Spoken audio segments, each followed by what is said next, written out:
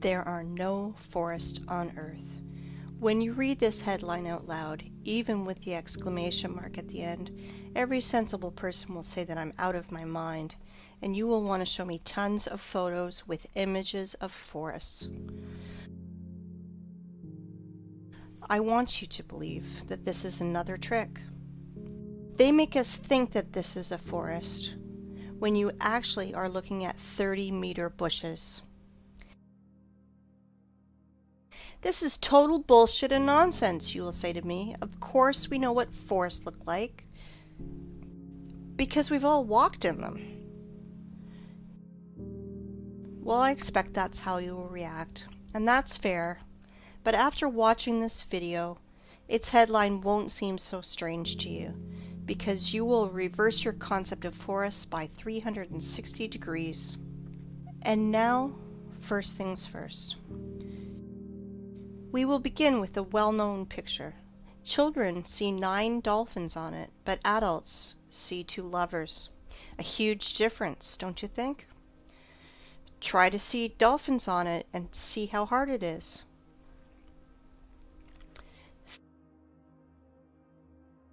Feminine fruities just won't transform into dolphins for most adults. And that's funny because it's the opposite for kids. There is only one picture, but we see it completely differently. What is more, children and adults can't exchange perceptions. Why is this the case? It is simple. Eyes see the way the Matrix ordered them to, but that's not the way the real world looks. Our eyes become traitors over time. We were blinded while in childhood. The outward world is quite different. We see things through a prism of habit and experience. And this prism distorts everything completely. At 30 years of age, this prism works to protect your mind. And at 40, you could go crazy without this prism. Do you think I'm exaggerating? Look at this photo. I'm claiming that it is from a mesa that was formed from a magmatic melt from the Earth's depths about 200 million years ago.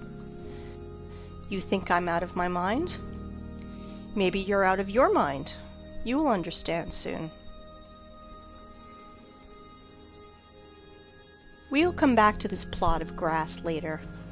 For now, remember how we bumped into this old stump. Sometimes humans even try to take photos trying to hug the unhuggable trunk of a tree. But really, think about it. Old trees are a rarity. They are all registered, they are tracked, and are being kept in reserves, like memorials of nature. There is an uproar on the internet about forests. Why all forests in the earth, even in Siberia, are not older than 200 years old? Where are all the giants? It is right that the people are in an uproar about it, but I want to look at the problem from another angle, from the side of the Earth's poles. The thing is that even Soviet biologists found strangeness in the poles, and unnatural amounts of water kept in the ice and snow, and there's an unnatural percentage of carbon dioxide in the world's oceans. This abnormal concentration tells us exactly about a worldwide fire of the past. Using simple math, those scientists come to the conclusion that those fires carried away 99% of the Earth's biosphere. We all know that living cells consist of hydrogen and carbon, so the ice on the poles are made mostly from water, from burned organisms.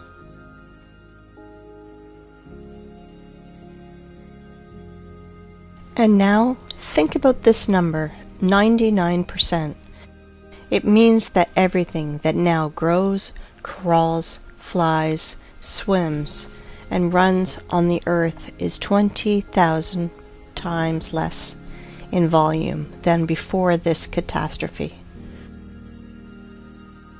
20,000 times. To imagine this, look at this picture. This piece of bread is humans, plants, animals. Just this pathetic small piece of bread on this large transport truck represents Earth's biosphere before those times. I hope you understand that today's myth of overpopulation is just pure hoax and nonsense. 100%. But here's the problem. Biologists divided this number between all the continents and only calculated into this figure the dry land, not all the ice and snow that is on the earth. And there's a lot of snow and ice. Fact is fact. But as always, illumination can come suddenly, and stereotypical thinking is to blame. 30-meter tall forests are like a virus that takes over both our brains and especially the brains of biologists, which prevent us from finding a solution to this problem. If plants can't fit broadwise, then we should fit them upwards, and then it should make sense. In this new theory, hypothetical forests of unthinkable height was drawn. And here's the thing. We found these old photos. This is the vandalous felling of the sequoias in the California redwood between 1880 and 1920. These trees miraculously survived the planet's bombardment in 1816. Just imagine how many years this tree needs to grow to these sizes. Then these terrible men come with saws and axes. 1, 2, and no more tree. In proportion of this tree, we can see a rule. The diameter of the stump is 3 times bigger than the woodcutter's or feller's growth. Let's look at this formula. You just think about it. You are entering a forest that is not usually 30 meters, but 100 meters. Here are your fairy forests from fairy tales and books. Forests that are lost because of such barbarians. I understand that they are just wage workers, and they must feed their families, that this is just an order from above. But if every single woodcutter refused to carry out these criminal orders, all the forests would be saved, because their demon bosses are too arrogant to do it with their own hands. And that is why I will send these merry woodcutters' defenders to a well-known place. Look at this photo carefully. They look like satanic bacterias that want to kill the forest organism.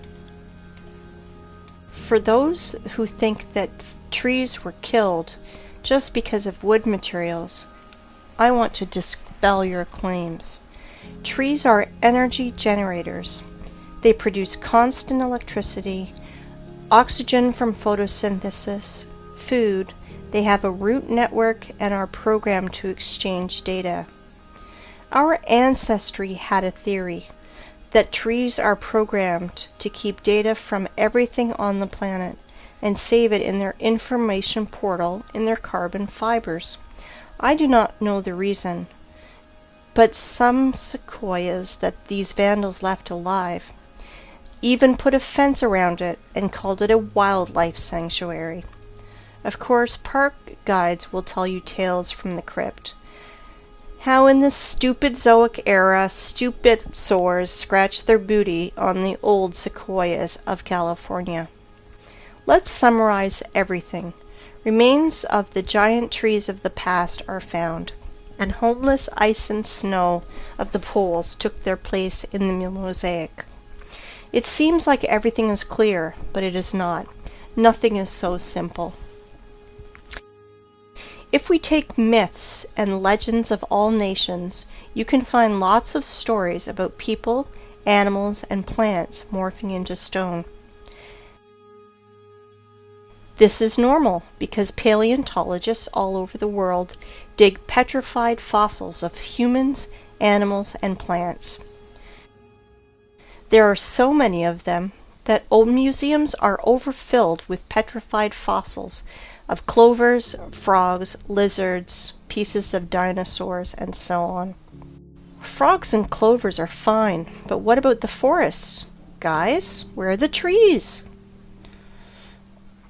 Old sequoias of California do not fit here because they are made of carbon. It means they are not related to the Silicon era.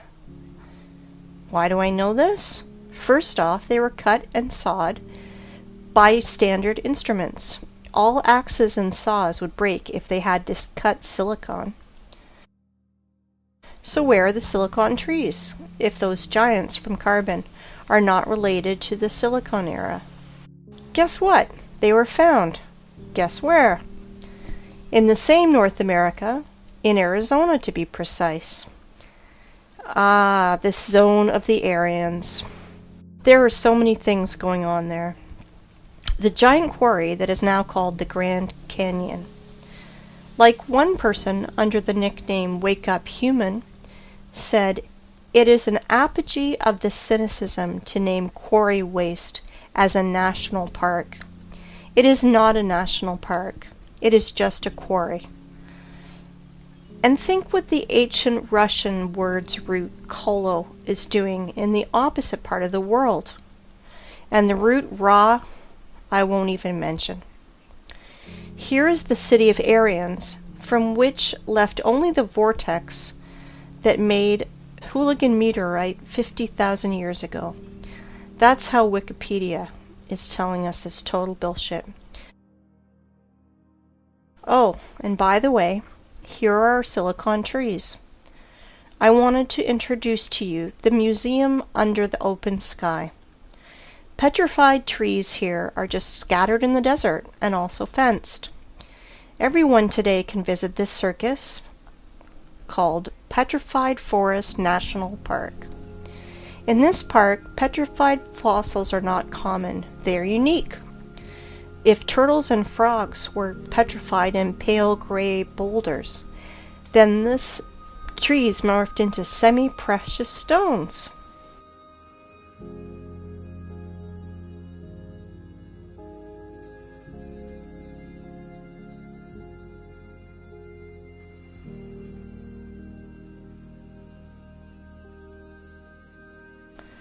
Beautiful stones, aren't they? It is time to take stock. All our forests are young and do not grow higher than 30 meters.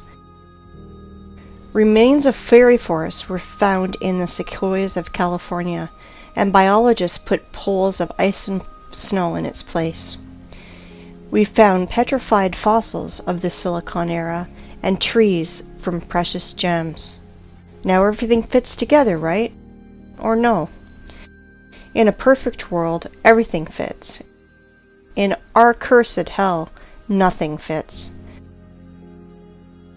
Since that time, when I was a kid and I saw petrified fossils on a TV show, I was tormented by that question. How is it possible for a frog to be morphed into a stone instead of rot like any organic body does? Let's see what Wikipedia tells us. Special rare conditions must be met in order for the fallen stem to be transformed into fossil wood or petrified wood. In general, the fallen plants get buried in an environment free of oxygen, which preserves the organic structure and general appearance. I understand this is dry British humor. If not, I will try to explain. You need some spontaneous disaster. For example, a volcanic eruption, tsunami, clay rain, which would quickly cover the frog and mammoth and make conserves from them, where bacteria won't decompose the corpse to the state of stinking manure. In other words, to make the body petrified, you need to cover or engulf the body and to compact it. According to so-called scientists, the tissue was organic, and then it magically turned into silicon. SiO2. Remember this formula. If you have ever buried your home pets, you can quickly run and dig them out. Your beloved pet is petrified, and you can put his statue on your table. Want to reproach me for such black humor? Redirect that to the official science community, which sells us such bullshit. A dead body has only two options. Dry up like an insect in a piece of amber, or the second option, just simply rot. Organic bodies will never turn into rubble. Never. This absurdity is invented to hide the truth. Magical morphing into stone is a little thing. Transforming wood into semi-precious stones, this is where the lies and ignorance become uncontrollable. Tell me how a stick of wood can become a semi-precious stone. You may have no answer, but I do, and we will discuss this later. For now, let's analyze what these gems show. I do not know about you, but I am confused by 3 points. First of all, according to the official story, these trees lost in an unequal battle against a neighbor volcano. Attention, 225 million years ago. But wait, there's more! This wood not only burned and held fire, not only rotted into the wet ground, against all the laws of physics, chemistry, and biology, just transmorphed into precious gems. David Copperfield is nervously smoking on the sideline. But this is not the end. Trees are not broken. Trees are sawn into even, accurate pieces. Well, I want to know the name of this brand of chainsaw that Aborigines use for this. I am joking, of course, but the conclusion is that this is not a museum, but stage theater. These trees were sawn and brought here by someone. You know, only a true fool would believe in the magical transformation of wood into precious stones and gems. Here's another question. For what purpose did they make this circus with all these scattered pieces of silicon life form? And did you pay attention to how small these silicon trees are? They are incomparable, even with the sequoias of California. But this one is simple. They are not trees. They are trees' branches, giant silicon trees. And these trees were so big that American sequoias near them look like sticks near the baobab. And while tourists are freaking out over these precious gems, no one is paying attention to the background, because everything is hidden in plain sight. To understand what I'm talking about, let's return to our favorite plot of grass. And I want to ask you, what do you see? A tree stump in the daisies? But I continue. This is mesa that was formed from the magnetic melt from the Earth's depths about 200 million years ago. Do not believe me? And now? Let me introduce to you, this is Devil's Tower, mesa, or so-called laccolith, that was formed from a magnetic melt from the Earth's depths about 200 million years ago. At least that's what Wikipedia tells us. And billions of people believe that this is mesa, laccolith, or a mountain. Really? Let's come closer to our tree stump. to look at his fantastically inexplicable columns. Let's look in the Wikipedia ones again. Igneous rock is formed through the cooling and solidification of magma or lava. Really? What a smart magnetic melt! It's just stood still and froze in the appearance of a perfect hexagonal column for 300 meters in the sky. You can synchronize your instruments with these miraculous columns. Were they squeezed out of cream injector, then tied in a bun like a broom, and then a big giant fan blew near to help the columns to curdle faster? Maybe the columns of Parthenon or Isaac's Cathedral were built in the same way. Gentlemen scientists, are you out of your mind writing this garbage? Humans, are you out of your mind believing this garbage? Claiming that this geometrical masterpiece appeared as the result of a lava fountain is the same bullshit as claiming that a racing car appears on the track because of an explosion at a Ferrari factory. Have you ever seen what a fountain of lava looks like? In those times, lava had artificial intelligence. Really? Comparative analysis. All columns are hexagonal. Why exactly hexagonal? Because the universe's masterpieces are built in this form. There are no snowflakes exactly the same, but all of them are in a perfect hexagonal shape.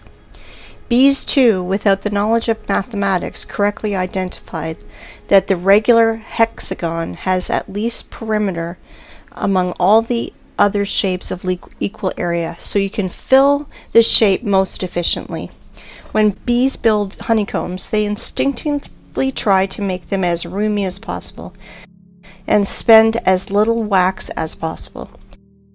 Hexagonal shape is the most efficient, economical figure for building honeycomb.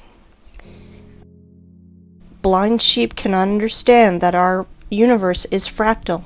That is why there is no difference in what scale you study it. In the scale of a mountain or the scale of a tree that everyone has outside their window. And now let's open a botany textbook. Let's find the structure of any plant and let's compare it with our giant stump. We won't go deep into this. We only want facts that fall into our hands from the Stumps photos. So it will be useless to try to argue against those facts. I want to introduce you to the cross-section of a stem of flax. Well, gentlemen biologists, are you noticing anything? No? Look, it seems like honeycombs in the middle. Wowzers, and they are all hexagonal. Well, what a coincidence. If we remove skin around this flax, our stump skin is the same.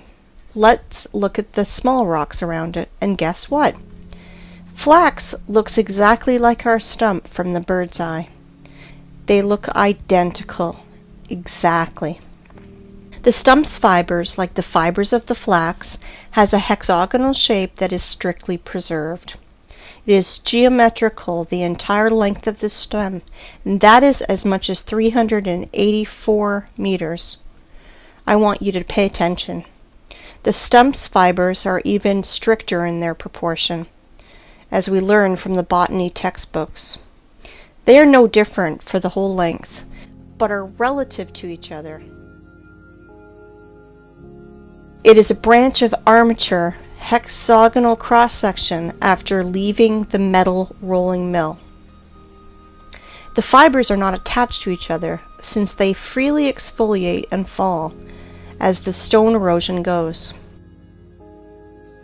Each fiber out of our stump is covered with a thin skin, exactly like fascia, a thin sheath of fibrous tissue enclosing a muscle or other organ. As you see, petrified skin contacting winds and moisture is cracking, exfoliating, and showering, and this is direct evidence that the fibers of the stump consist of at least two components placed inside each other. Fibers do not go into the ground vertically. They gradually bend to transform into the root system like every tree does.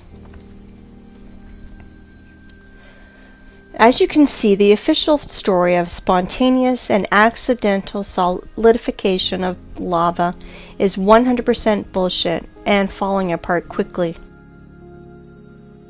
In 1977, Hollywood made a film called Close Encounters of the Third Kind, with Devil's Tower playing the main role, where we were told 100 times that this is a mountain where we can meet aliens, but this garbage is suitable for fools only. But where were your eyes, gentlemen?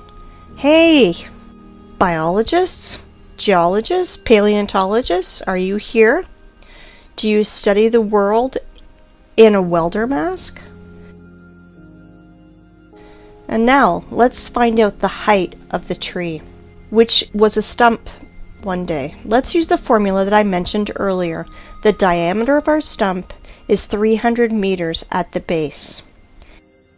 So if we calculate 300 over 20, we will get the height of, are you ready? 6 kilometers, 19,685 feet. Just think about it. Everything is learned in comparison. I think we can put a big fat dot in here.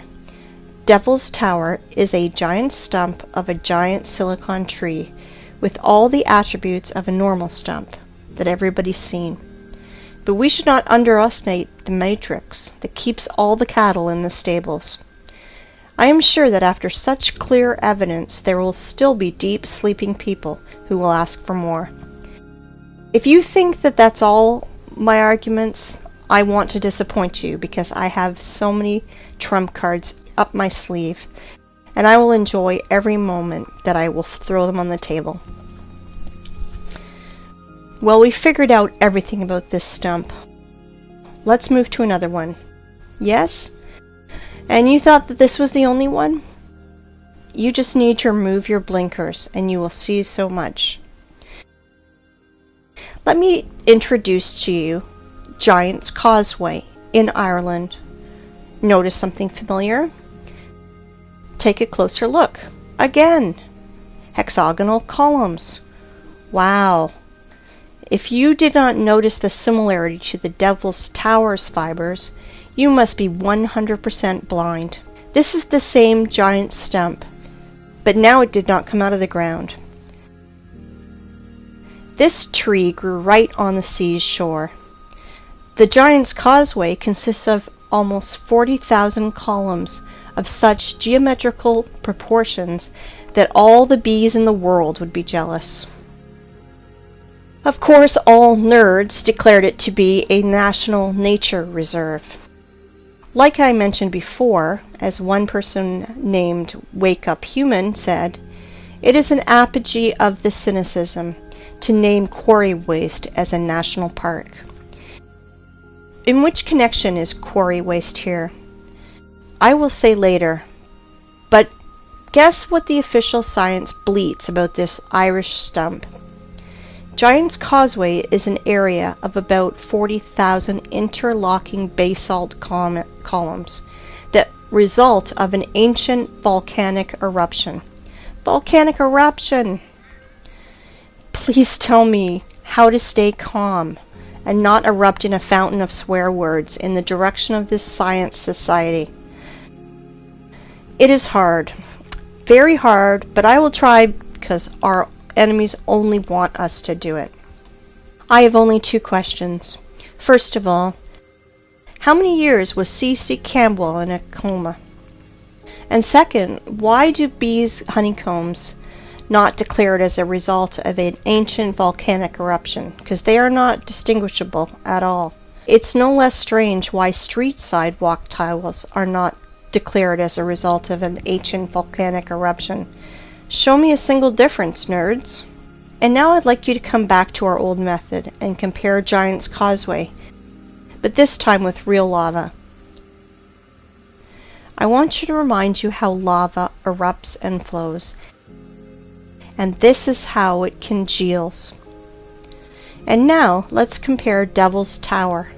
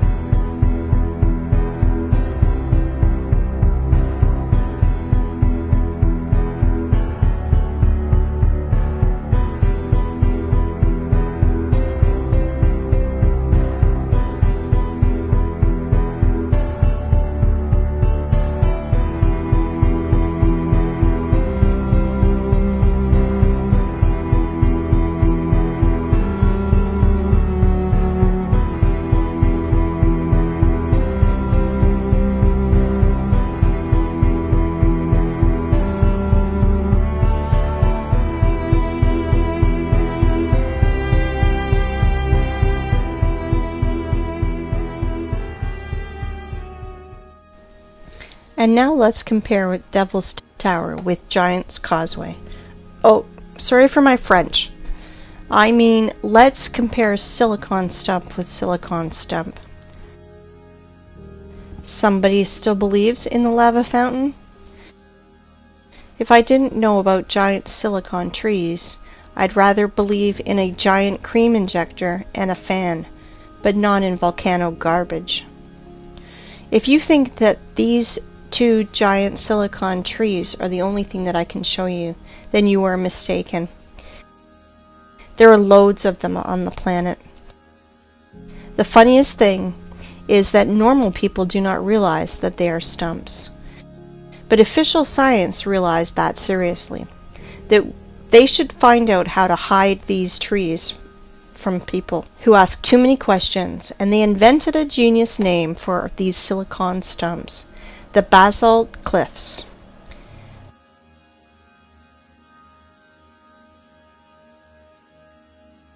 I want you to pay attention to these two pictures, where fibers hang from the ceiling. How can volcanic version explain that? Lava was dripping, but its drops did not fall to the ground.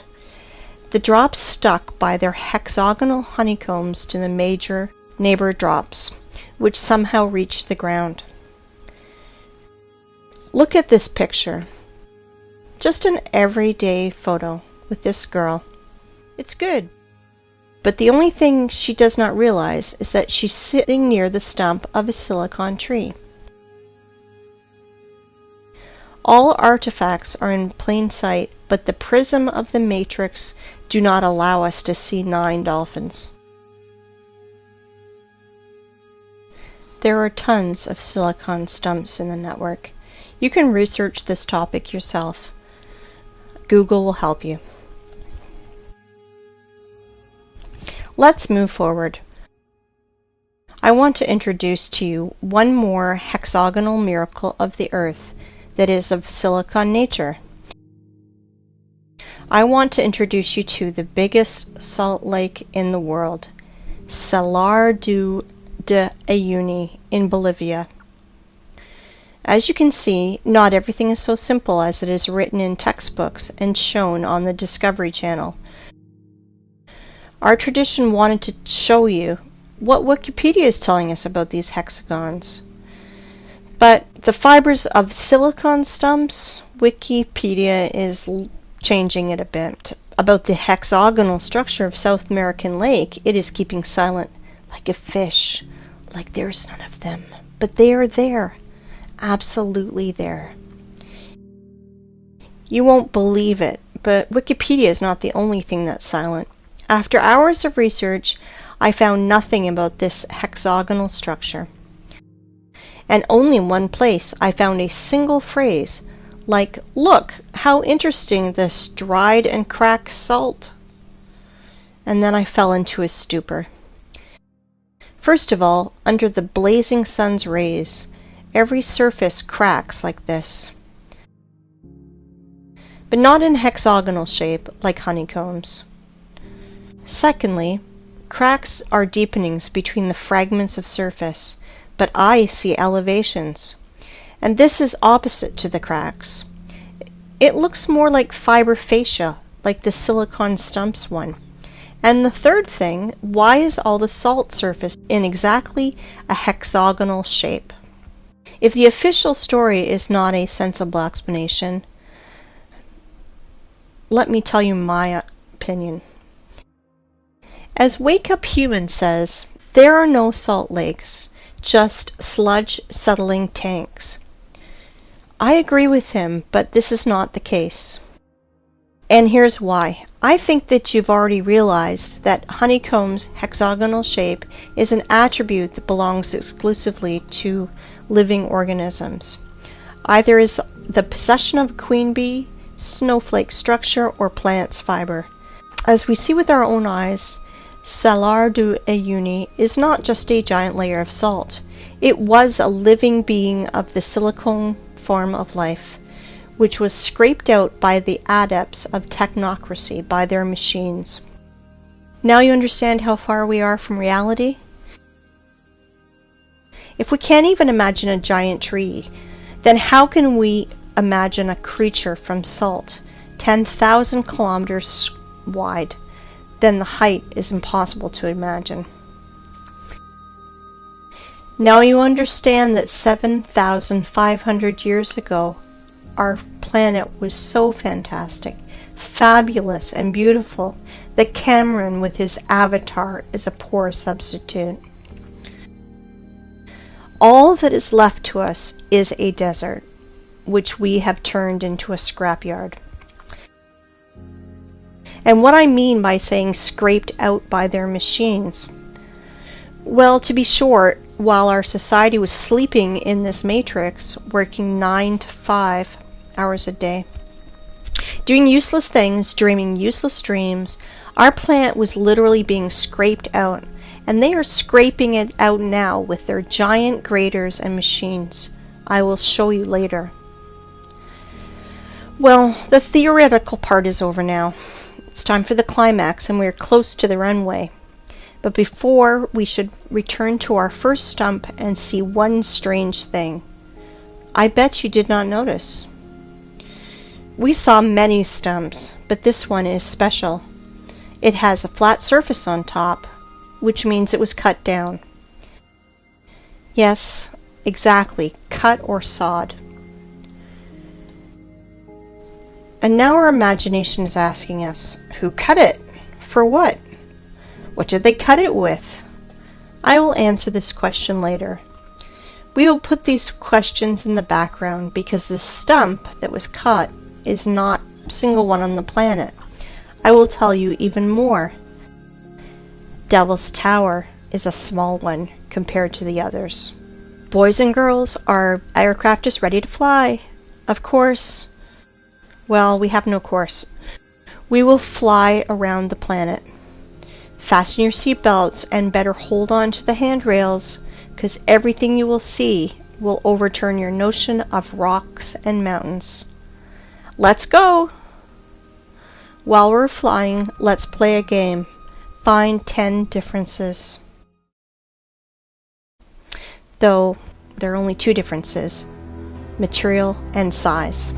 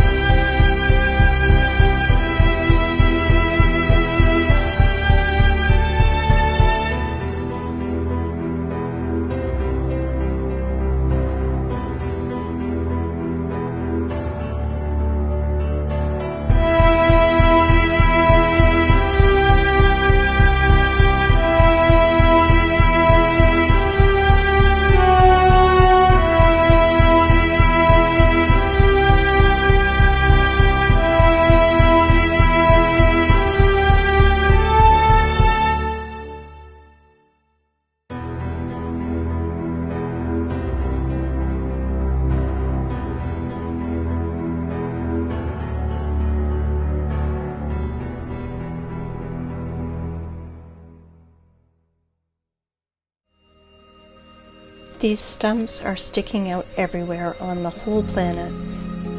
There are hundreds of them. Scientists call them mesas, which means table in Spanish, because they have a flat peak, flat as a table. Well, cool, stumps. And now let's remember the beginning of our conversation. We thought we saw forests and even walked in them. So what does it matter if they are only 30 meters high? Is there a difference? We're pleased with the one we have left. We enjoy its beauty. We are accustomed to these forests, so we don't need another. Then we discovered that the old forest was preserved in the US, which is described in fairy tales and myths, giant 100-meter sequoias. This is the picture our mind draws when we hear the words fairy forest. Let's think about the sequoias in California and the prism of matrix forces, otherwise our mind's protectors will melt, because Devil's Tower is actually a 6-kilometer high tree.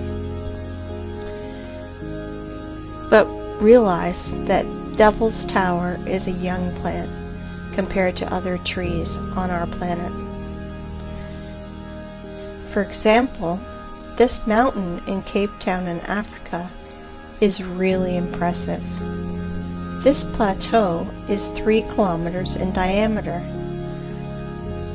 If we multiply 3 by 20, we will get a tree of 60 kilometers high. Do you have any clue how big its branches are?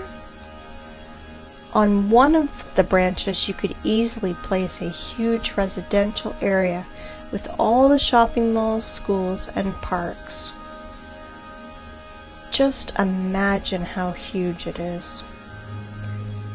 Of course, your mind will never see that this mountain in Africa is really a tree that is 10 times higher than the Devil Tower tree, 60 kilometers higher. But guess what? That's not the limit. In the work of Russian scientist and poet Alexander Sergeyevich Pushkin, we can read about giant fairy oaks that was on the Bayan Island near Lokomori, and we now believe has been killed by our government. That oak was supposed to be the center of the earth and was some 100 kilometers high. Not sure how high, but for sure higher than the Cape Town one. This oak was the biggest plant on Earth. Remember in the beginning I mentioned our prism of the mind that helps to preserve it but distorts reality? Ask any person to show you trees on the right photo, and he will immediately put his finger on the green on the ground.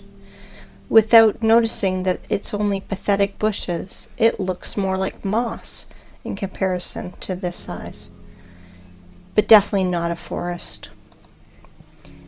Now you understand why we can't find 9 dolphins?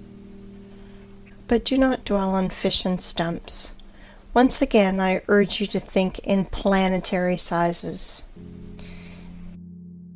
If instead of dolphins and stumps, we see lovers and mountains, imagine what is hidden from us with a curtain. That is why the apocalypse is translated as curtain opening. Do you understand now why I mentioned this matrix prism in the beginning? Through which we are looking, and it turned out that we see nothing. The real world is different. I can call today's state of society a real dream, and the sad part is it is not figurative. You know, in the Russian language, the word tree is spelled D-E-R-E-V-O, de-re-vo. The word ancient tree is spelled D-re-vo, and the word ancient trees is spelled de revnost. It means in Russian language, the language of the Aryans, time, when giant old trees grew. Interesting, isn't it? Well, let's put all that in our pocket and continue our flight. I think you will ask me, and maybe it's time to ask questions. Who cut down this forest? Why did they cut it? What did they use it for? No, it is too early to ask that. We know that the whole face of the planet was covered by giant vegetation. So we can ask ourselves, where did all the other forests go? The thing is that this so-called mesa are just single ones, because only the best were chosen for cutting. Whole other forests up the planet were laid down by blast waves. We reviewed only stumps with flat peaks. Does anyone remember how not cut but actually broken trees look like? I will remind you. Understand my hint? Let's play the game again. Find 10 differences.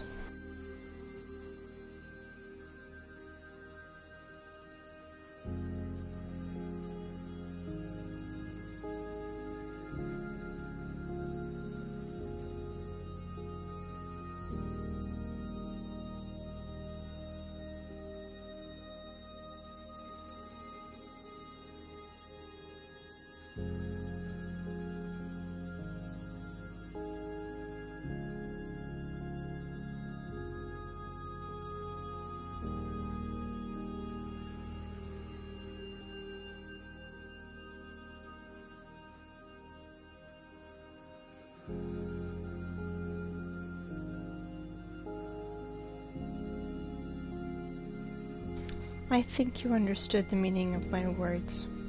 So I want you to look at the highest stumps of our planet. They were mined like a quarry and were broke by blasts. For example, the tree Everest.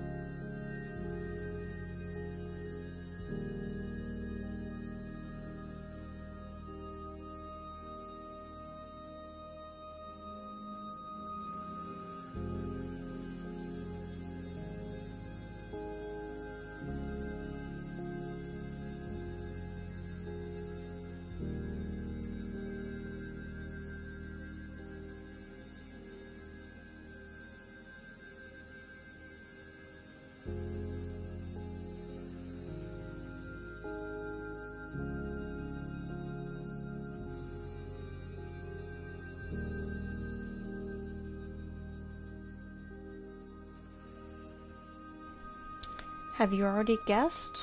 There are no such things as rocks on our planet. They are all just pieces of broken stumps. You can look at millions of photos, but the only thing that you will find is corpses of our true environment.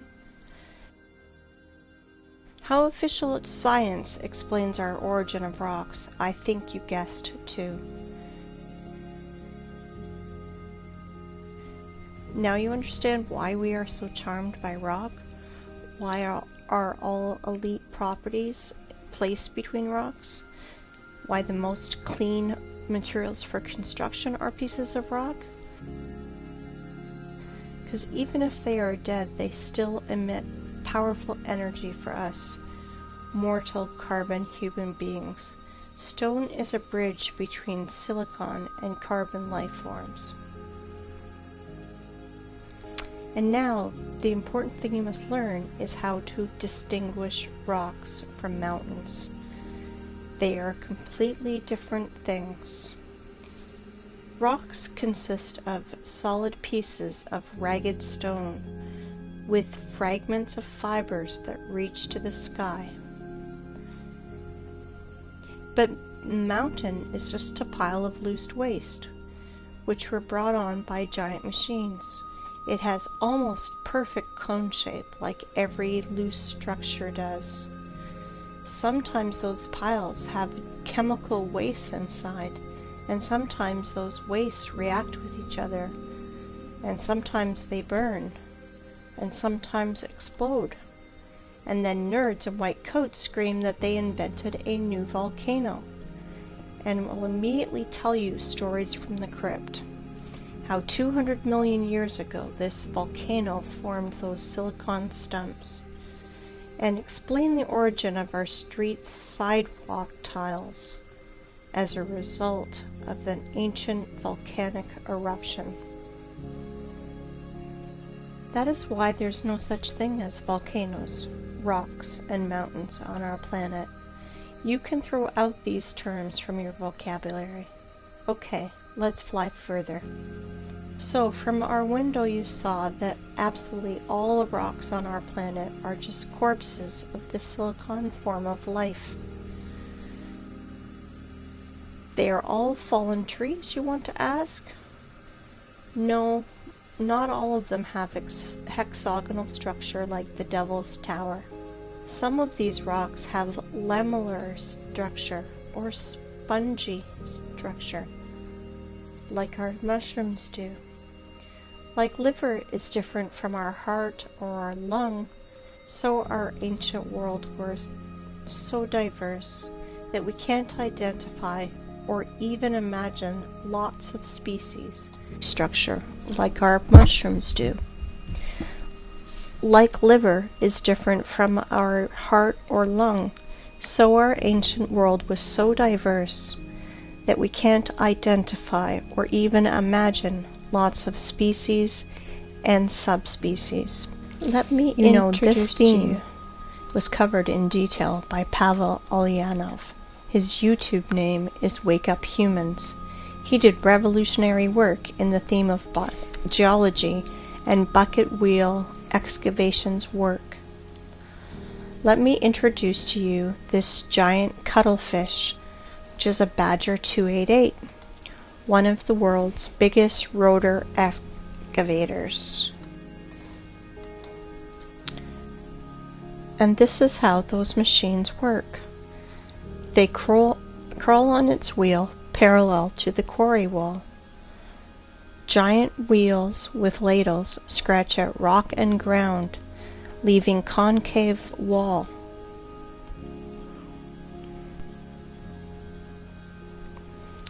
Geologists must be hypnotized in schools while they are students, because why else would they call quarry waste miracle of nature? Like, for example, this cliff in Australia. Want to laugh? If you do not believe in the idiocy of this last stage, just Google wave rock and check the official explanation. 100% unbelievable how people buy into this. Some people will ask which stone was part of the living plant and which not. I want to tell you that at least 7,500 years ago there were no such things as stones. Everything you find now was part of our ecosystem. But then people said they want to be gods themselves, and they screwed everything up.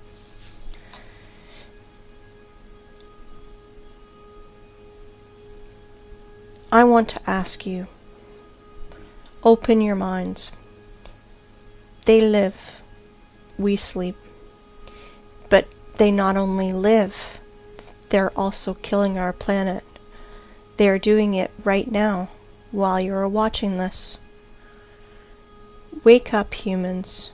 You must review all the instruction they gave you in elementary school, middle school, high school, history, geography, geology.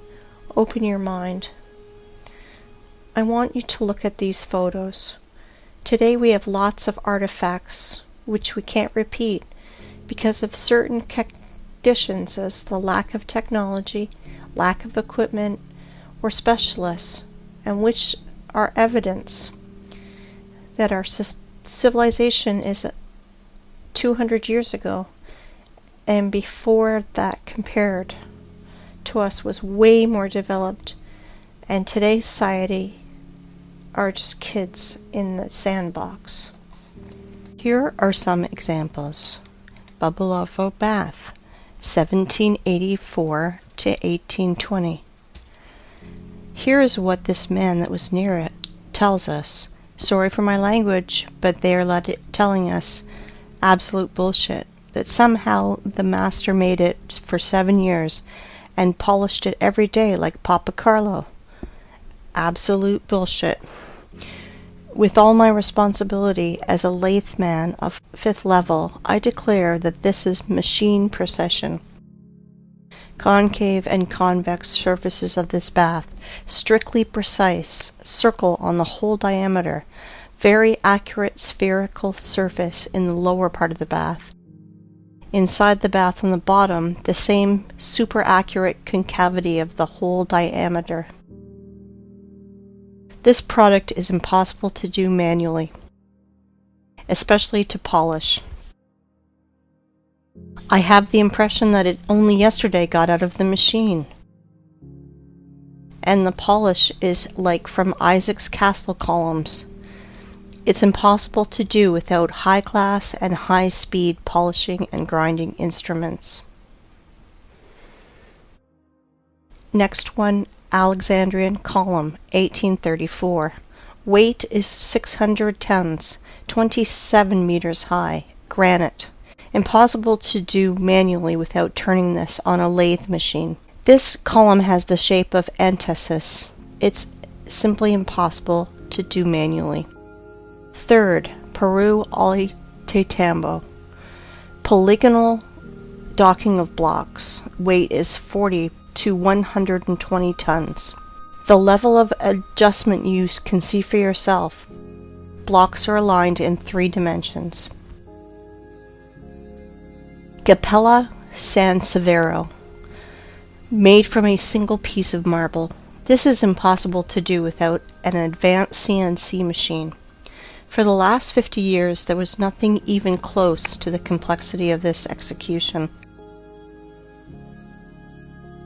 Nothing has been done by any sculptor, even with the advanced CNC machine. Marble tombstone on the monumental cemetery Strangolano Museum in Genoa. 6. Stone bridges in Sevastopol. Each polygonal stone of the bridge is essentially a single sculpture. An example of modern work, the stone on the left. By today's standards, it is considered quite acceptable. All cities on this planet were built of stone in the antique style, with pre-designed layouts of streets, avenues, embankments, and so on. All cities had a stone bastion wall, the construction volume which is often equal to the construction volume of the whole city. Somewhere between 1780 and 1815 we experienced nuclear war. And it is likely not the first time in the world, which resulted in a nuclear winter in 1816. A year without summer. The Anglo-Saxons called it 1800 and froze to death. Here are some screenshots from Google Earth. Photos of nuclear craters in the territories such as Belarus. Such craters are easy to find. White traces around craters are broken limestone, the basic material of that time. To visualize the damage, search in Google Roger Fenton Crimea or James Robertson Crimea and see the pictures. And you will see the photos of these first war photographers that were sent to Crimea in 1853 after the nuclear war to take pictures of the siege of Sevastopol. Compare vegetation then and today. This is an example of a photo of Sevastopol by Fenton. Until the 18th century, houses were built entirely of limestone. for cutting were used advanced machines to make perfect parallelepipeds. Here are some photos of a house in Crimea. All houses in all cities of old USSR are covered in clay for 3 or 4 meters. All houses that are deep in the ground for 3 to 4 meters and have such good quality. It takes 200 years, and during the Soviet era, such masonry of limestone is considered to be very good. This is Eski Kermen. Illiterate guides will tell you that this is one of the cave cities of Crimea, where people lived. And when I asked about this track, I was told that this track was done by cartwheels of local nobility. And this is another so-called cave city of Crimea. And this is a modern quarry where limestone is mined.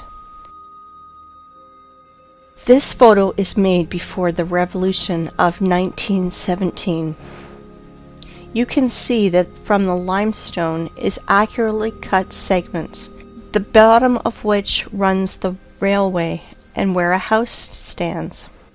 And now a very important photo of Inkerman Quarry, the name Champani, made in 1890. You can clearly see cut passageways through the hill, 100 meters in width and 80 meters high. Under the vertical wall we can see small pieces of limestone and limestone crumb that fell off because of working saw machining. In the cut holes we can clearly see houses. Some of these holes are beginning of catacombs, some of which extend for hundreds of kilometers. They conducted a large-scale underground mining of limestone. In the days of the Second World War, in the catacombs were hospitals, warehouses, headquarters, and trucks freely drove in and out of these catacombs. By the way, there are ancient catacombs in any city of the world. Near Odessa, there is a catacomb that is 2,500 kilometers long. Everything they tell us, rocks, canyons, ravines, cliffs, are just nothing more than quarry wastes. And there are very old quarries over there, and many fresh ones. This is a white rock in Belogorsk, near Crimea. It is a limestone quarry. The wall was formed as a result of the cut slope of the hill. Want to see more? Look at this passage from which a huge mass of limestone was taken. They lied to you. And guess what they call it? They call it the Valley, a beautiful wonder of earth. Check this out. This is an old photo from the 19th century. The mound of the vertical walls of limestone chips are not yet overgrown with vegetation. This is an old painting from the year 1855. We can see ancient giant quarry wastes in the background. Are you impressed by the scale of mining in just little Crimea? I want to tell you more. There is no cubic meter of land, probably 100 meters deep over the entire earth, which would not have been in its time mined, milled, masticated, and discarded. It is not a planet, but a giant quarry waste pit, where in the most violent and barbaric way the entire periodic table of Mendeleev is extracted. And now, look at these photos and pay attention to the tiered structure of the quarries and mines. The rotor excavated tiered cuts are massive. It is a formed structure with right angles when viewed from above. And now I want to show you the mountains, ridges, gorges, canyons, cliffs, in almost uninhabited ways. Often they are named by the people who discovered them. Are all academics and professors of geology and other science nerds too blind to see it? Mountain on the Kola Peninsula. I do not know the name. Mountains on Antarctica that were only discovered in 1820. Antarctica. Here are even the traces of the heavy machines and equipment. Greenland. Watkins Mountains. Look at the scale of the mining. Greenland. The flight from Frankfurt to Los Angeles. Gunbjorn. The highest mountain in Greenland. 3,700 meters. No problem. Almost completely gutted. Svalbard, Norway. Aurora Borealis in the background of quarry waste. Antarctica, Transantarctic Mountains. At the foot, the traces of machines are still visible. Antarctica, Transantarctic Mountains.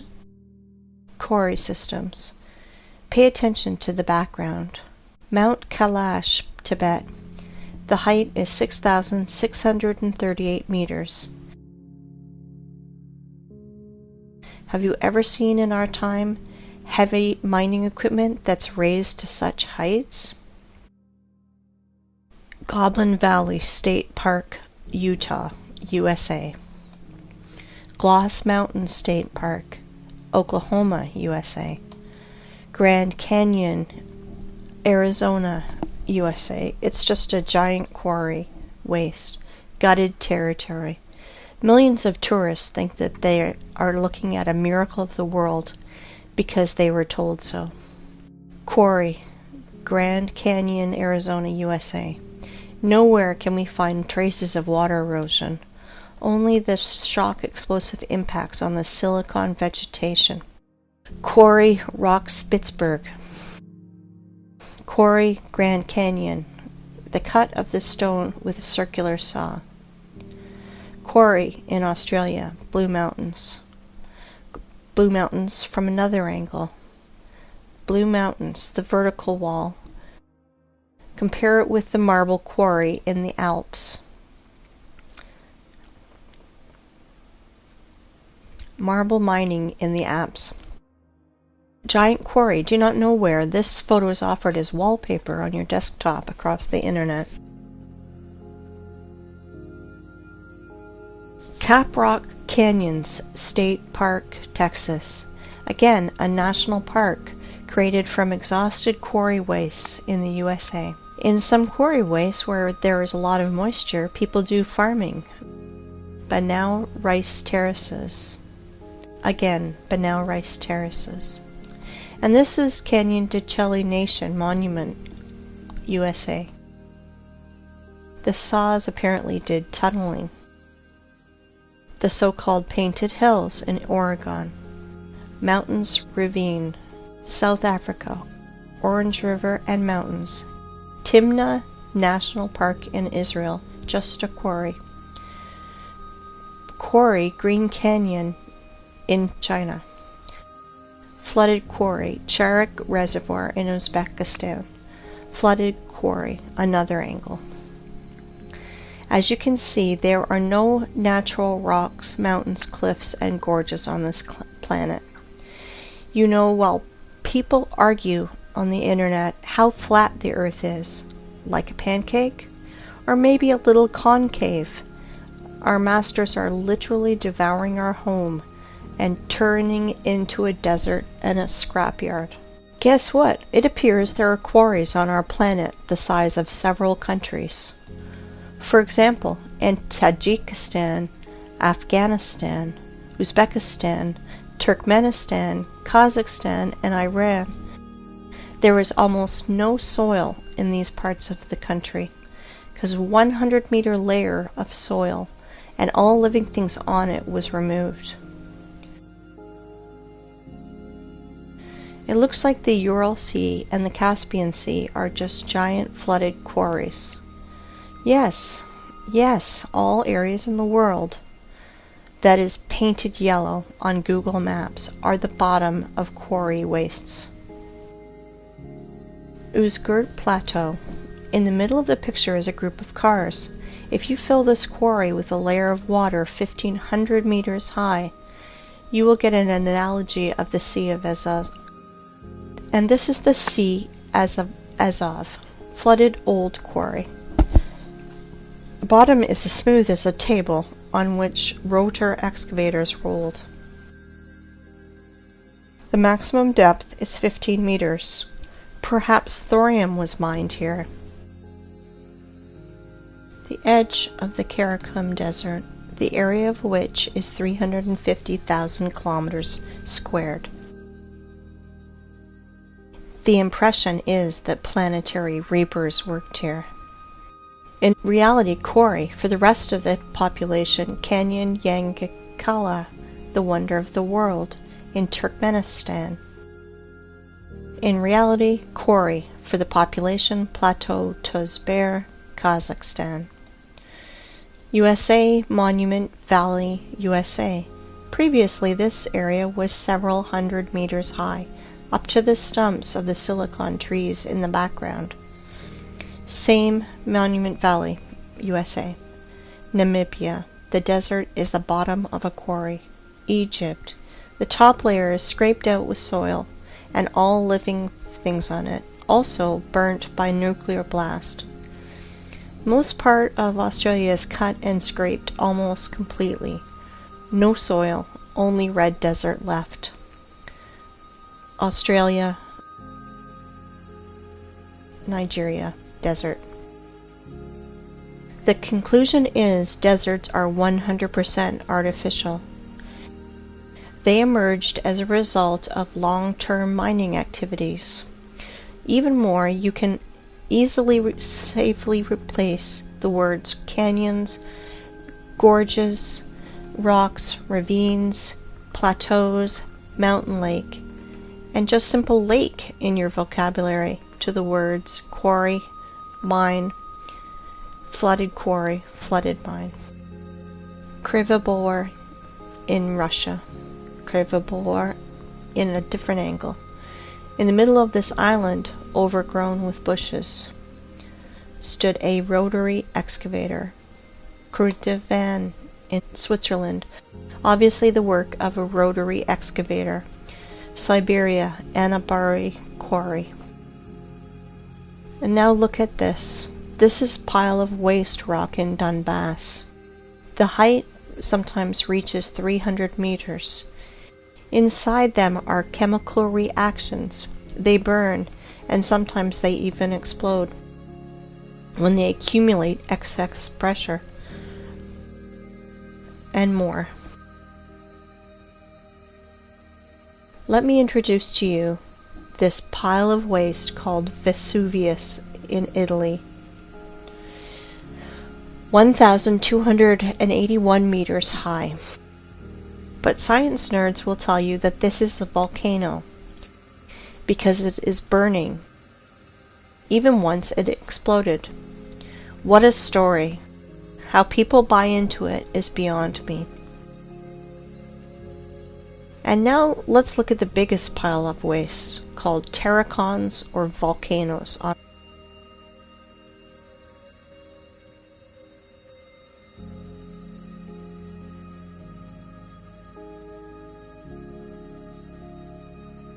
This is Terracon in Fujiyama in Japan.